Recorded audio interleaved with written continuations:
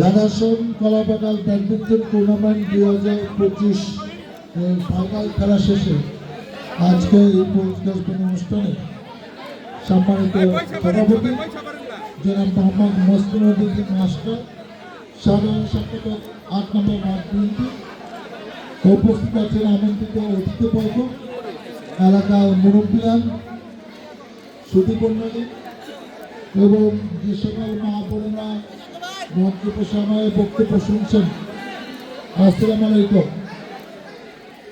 আমরা এতক্ষণ একটি সুন্দর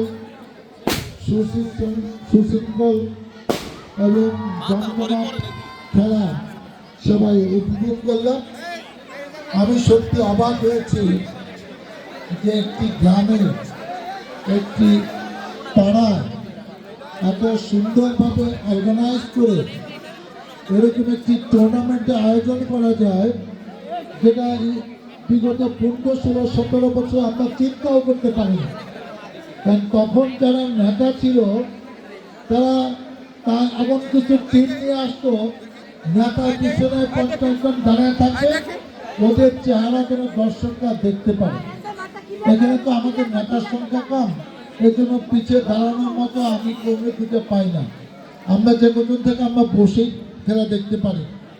আমি ধন্যবাদ জানাতে চাই অনুষ্ঠানের সভাপতি মসলিউদ্দিন মাস্টারকে, আমাদের বিএনপি নেতা শেখ সুচমুদ্দিনা, হাফেজ দেলোয়ার এবং সোহেল শহীদ, যারা এই টুর্নামেন্টটা আয়োজন করেছে এবং এই দর্শকদের যারা খেলা দেখতে চায় তাদেরকে এই মাঠে নিয়ে আসছে। আমি খুবই অবাক হয়েছি, মুগ্ধ হয়েছি।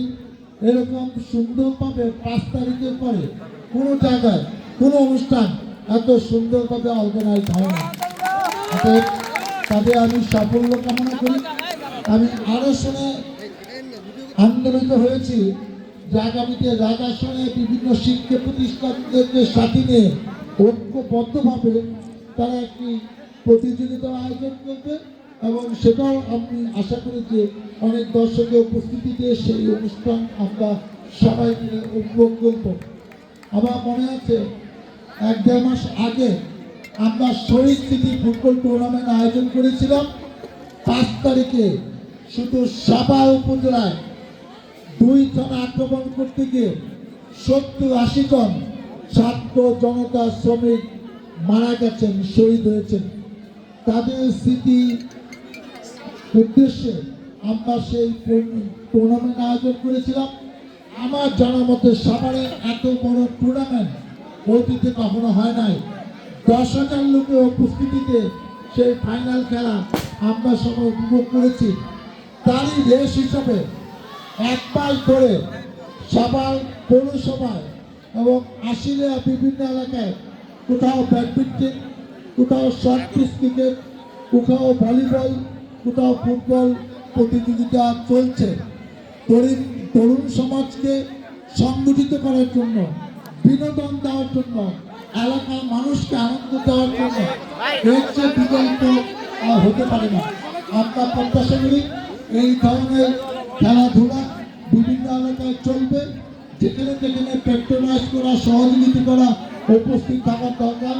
আমরা সবাই উপস্থিত থেকে এই ধরনের তরুণ সমাজের যে কোনো উদ্যোগকে আমরা স্বাগত জানাই। পরিশেষে যারা আজকে বিজয়ী হয়েছে জলপাইপাড়ার নাইট রাইডার্সকে আমি অভিনন্দন জানাই। আগামী দিনে তাদের বিজয় ক্ষমতা থাকবে। আর যে কোনো খেলাধুলায় হারজিত আছে, আজকে পরাজয় গ্রামী এই কলাবাগান টিমকে বলছি আগামী দিনে অভিজ্ঞতা হিসাবে যেন কাজ করে। আমি ক্যারেক্ট কলেজে পড়াশোনা করেছি, জীবনে অনেক খেলাধুলা করেছি এবং আমি সব খেলায় কম বেশি পারদর্শী ছিলাম। খেলাধুলার লক্ষ্য হলো শুধু সুস্থ মন, সুস্থ শরীর, সেটাই না। খেলাধুলার মাধ্যমে যে জিনিসটা অর্জিত হয়, আজকে একটি খেলায় হারলাম, একটি খেলায় জিতলাম, এটা টিম স্পিরিট। হার জিতের সাথে আমার মানসিক সেটার জন্য বিনষ্ট না হয়, আমি এটা সহজে মেনে নিব।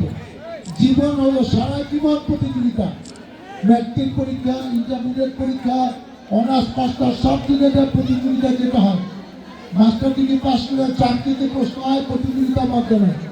প্রমোশন নিতে হয় প্রতিযোগিতার মাধ্যমে। তাদের যে কোনো একটা জায়গায় ধাক্কা খেলে আমার যেন জীবন ধ্বংস হয়ে না যায়, এই স্পিরিটটা আমার খেলা থেকে শিখি। তাদের যাদের খেলাধুলায় ভালো তাদের তখন আমি সুইসাইড করতে দেখি নাই। যারা খেলাধুলায় ভালো তারা জীবনে শুধু লেখাপড়ায় ভালো নাও, কিন্তু জীবনটা একটা সুশৃঙ্খলভাবে এগিয়ে যায়, তাদের মন মানসিকতা ভালো থাকে। অতএব সেই স্পিরিটটা যেন আমরা খেলোয়াড়দের কাছ থেকে নিয়ে আমাদের জীবনটা করতে, সেই লক্ষ্য সামনে রেখে সবাইকে আমি আন্তরিক ধন্যবাদ জানিয়ে আমি আমার বক্তব্য শেষ করছি। আল্লাহ হাফেজ। বাংলাদেশ জিন্দাবাদ।